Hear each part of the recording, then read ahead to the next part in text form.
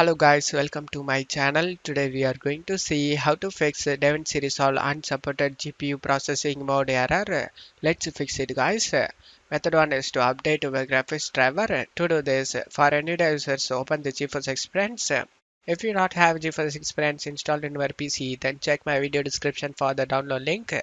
For AMD users, use the AMD Radeon software. Select the drivers tab and select check for updates. If you have any available update listed over here, then you just need to update it and make your graphics card up to date guys. After updating your graphics card, just close tab here and launch the DaVinci Resolve and check if the problem solved or not. If not, method 2, if the problem starts after updating the driver, then we need to download and install the old driver. To do this, for NVIDIA users, we just need to check my video description for this link. We just need to select your graphics card model over here.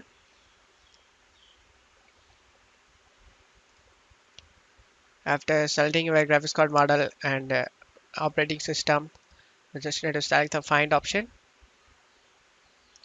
We just need to scroll down, select view more versions. In here, you just need to downgrade your GPU version, guys. Just scroll down and find the version 1 year back. Just need to select the view option 2023. Select the view option, scroll down and select the download option and download the driver. And after getting download done, you just need to install this driver guys. For AMD users, you just need to scroll down. In here, you just need to select your graphics card graphics and select your graphics card model.